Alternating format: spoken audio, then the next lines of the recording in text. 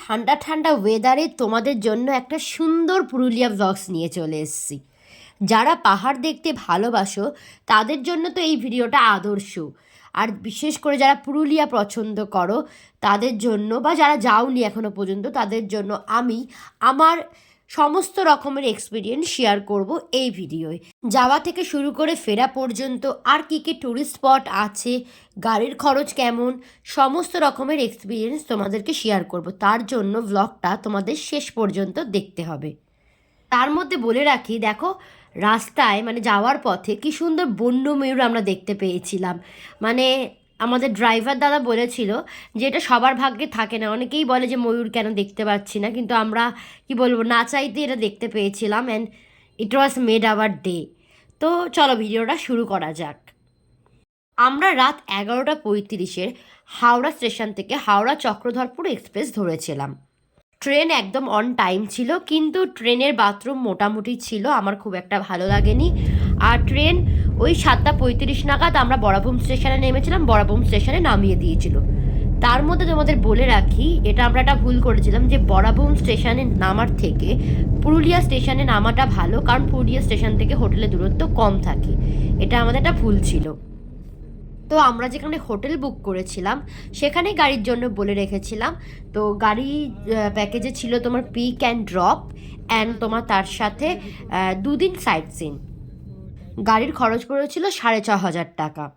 তারপর গাড়ি ঠিকমতো টাইমে চলে আসার পর দাদা আমাদেরকে পাখি পাহাড় দেখিয়েছে, যেটা আমি একদম ভিডিওর প্রথমের দিকে আছে, আমি জাস্ট কথা বলতে বলতে স্কিপ হয়ে গেছে, তোমরা একবার দেখে নিও। তো পাখি পাহাড়ের পর দাদা বলেছিল যে লোয়ার ডাম অ্যান্ড আপার ডাম দেখাবে, কিন্তু আমরা ততক্ষণে খুবই এক্সস্টেড হয়ে গেছিলাম আফটার জার্নি। তাই আমরা বলেছিলাম যে আমরা এখন ডিরেক্ট হোটেল যাব, ফ্রেশন আপ হব, দেন আমরা ঘুরতে বেরাবো। আমাদের যে হোটেলটা ছিল সেটা একদম অযোধ্যা হিল টপে ছিল। আর রাস্তাটা এত সুন্দর উঁচু, মানে এঁকে বেঁকে যাচ্ছে, মানে গাড়ির জার্নিটা জাস্ট দারুণ লাগছিল। এই হচ্ছে আমাদের রুম। আমরা নিয়েছিলাম কটেজ, এখানে কটেজই ছিল আমরা যে হোটেলটায় ছিলাম। এবার হোটেল নিয়ে তোমাদের কয়েকটা অনেস্ট কথা বলি। এখানে হয়তো হোটেলে এমপ্লয়ির সংখ্যা খুবই কম, তার জন্য এখানে খাবার দাবার বা যা কিছু চাওয়া হোক না কেন যথেষ্ট লেট করে আসছিল। তাই জন্যে আমাদের মতো বাকি যারা হোটেলে ছিল, স্টে করছিল, তারাও খুবই রেগে যাচ্ছিল। এটা একটা হোটেলের মাইনাস পয়েন্ট। আর খাবার দাবার মোটামুটি, ব্যাপকও নয় খুব ভালোও নয়, মোটামুটি খাবার। এই হচ্ছে হোটেল নিয়ে আমাদের এক্সপিরিয়েন্স।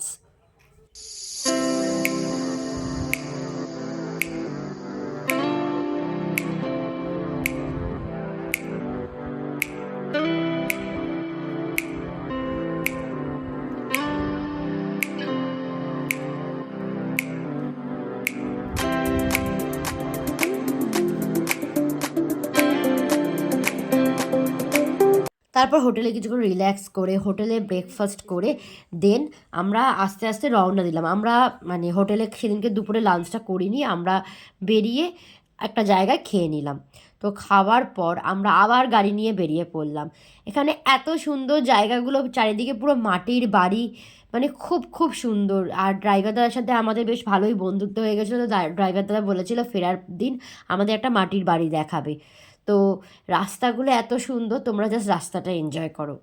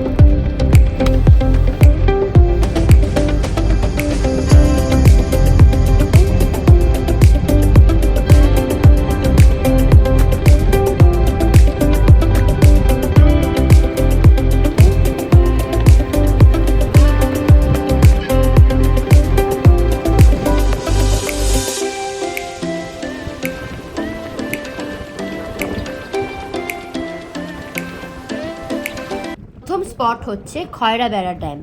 এই স্পটটা এতটা সুন্দর, মানে পুরো চোখ জুড়িয়ে যাচ্ছে। মানে অনেক কিছু না ক্যামেরায় স্পষ্ট বোঝা যায় না, চোখ দিয়ে অতটা সুন্দর লাগে। আর পুরুলিয়ার চারিদিকে এত সবুজ, এত সুন্দর, মানে বিশেষ করে যারা শহরে থাকে তাদের জন্য এটা একটা ভীষণ রিল্যাক্সিং একটা জায়গা।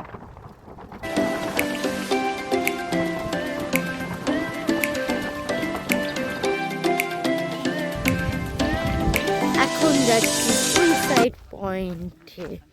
সুইসাইড পয়েন্ট এবার যাচ্ছি one of the famous spot suicide point. এই জায়গাটার আলাদা করে কোনো ডেসক্রিপশান লাগে না, জায়গাটা এতটা সুন্দর, মানে নিচটা এতটা খাদ, মানে আমরা এতটা উঁচুতে রয়েছে কিন্তু এখান থেকে ক্যামেরায় বোঝাই যাচ্ছে না, মানে এই ঢালে যদি তুমি দাঁড়াও না মানে পড়ে যাবে, এতটা মানে ঢালু টাইপের জায়গার। ওপর থেকে পাখির চোখের মতো সব দেখা যাচ্ছে, মানে এখান থেকে ওইখান, সাউথ পোল থেকে নর্থ পোল, এভরিথিং দেখা যাচ্ছে। আর এটা যে কত সুন্দর লাগছে তোমাদের বলে বোঝানো যাবে না।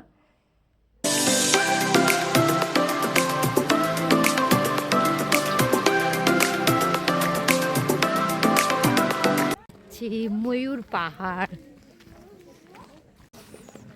তারপর 120টা সিঁড়ি বেয়ে আমরা চলে গেলাম ময়ূর পাহাড়। তো এই নিয়ে এখনো পর্যন্ত 4টে স্পট দেখলাম: ময়ূর পাহাড়, পাখি পাহাড়, খয়রাবেড়ার ড্যাম অ্যান্ড তোমার সুইসাইড পয়েন্ট। এখানে একটা ওয়াচ টাওয়ার ছিল, আর এটা হচ্ছে ওয়াচ টাওয়ারটা থেকে ভিউ।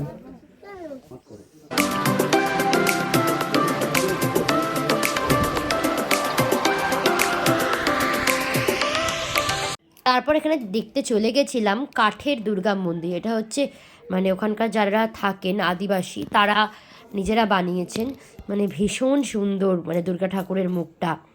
আর এখানে অনেক কিছু লাইন লেখা ছিল যেগুলো খুবই মিনিংফুল। তোমরা পারলে ভিডিওটা পজ করে একবার লেখাগুলো পড়ো।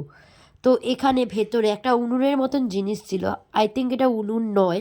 তো তোমরা যদি আমার ভিডিওটা কেউ দেখে থাকো আর যদি এটা জানো কি, আমাকে প্লিজ জানিও।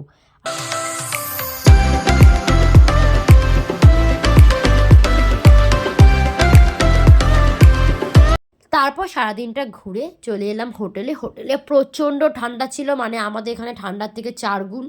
তো তারপর কাঁপতে কাঁপতে ঢুকে পড়লাম রুমে দেন চা, স্ন্যাক্স, ডিনার করে দিনটা শেষ করলাম। দেখা হচ্ছে তোমাদের সাথে নেক্সট পার্ট।